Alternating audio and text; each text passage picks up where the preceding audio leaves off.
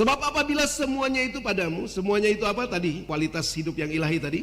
Semua itu ada padamu, dengan berlimpah-limpah kamu akan dibuatnya menjadi giat dan berhasil dalam pengenalanmu akan Yesus Kristus Tuhan kita. Jadi kalau ayat 5 sampai ayat 7 itu bicara tentang ketika kuasa ilahi itu diberikan bagi kita, maka yang pertama yang kita miliki itu adalah iman.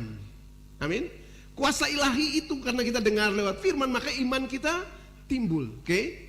Sudah, nanti saya tidak bisa langsung ke ayat ke-8 dulu karena kita waktu sudah mepet. Oh ya, saya tulis saja ya. Yang kelima, His divine power itu menganugerahkan kepada kita supaya kita bisa menghasilkan buah.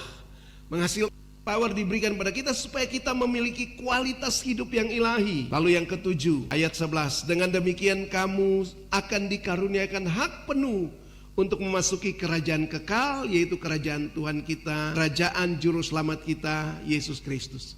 Jadi His divine power dianugerahkan kepada kita supaya kita memiliki hak penuh untuk masuk ke dalam kerajaan kekal. Jangan saudara pikir itu nanti baru masuk di surga. Tidak.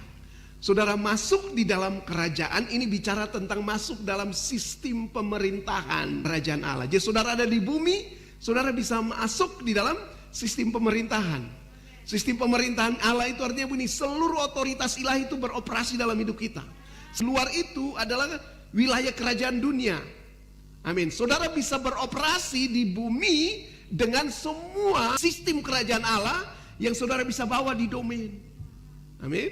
Di domain saudara berkemenangan menunjukkan nilai-nilai kehidupan dari apa yang saudara terima dalam kerajaan Allah. Jadi yang disebut masuk dalam kerajaan kekal Allah ini bukan nanti waktu mati baru saudara masuk. Tidak. Saudara ada di bumi ini, tapi saudara beroperasi dengan sistem pemerintahan kerajaan Allah. Kerajaan itu bicara tentang sistem operasional kerajaan Allah yang beroperasi dalam hidup kita. Sistem operasional kerajaan Allah itu apa? Kebenaran, damai sejahtera, dan sukacita yang dikerjakan oleh Roh Kudus. Dan bahkan satu lagi, kuasa. Sebab kerajaan Allah bukan terdiri dari perkataan tapi kuasa.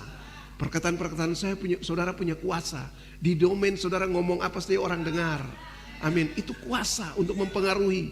Kuasa bukan untuk menekan orang, tapi kuasa untuk mempengaruhi orang dengan kebaikan. Saudara, situasi apapun saudara terus damai. Orang memperlakukan hal buruk buat saudara, saudara tetap damai, sukacita. Amin. Itu yang disebut kita dalam lingkup kerajaan Allah. Amin. Saudara di gereja tapi murung, saudara di gereja tapi marah-marah, saudara di gereja tapi baku maki. Saudara tidak ada dalam kerajaan Allah. Saudara ada dalam sistem dunia ini karena sistem dunia bisa beroperasi dalam gereja. Amin. Tapi kalau saudara yang namanya sistem operasional kerajaan Allah beroperasi, sekalipun saudara di sekuler, di dunia, saudara bisa membawa nilai-nilai kerajaan itu. Amin. Itu namanya His divine power. Cukup ya?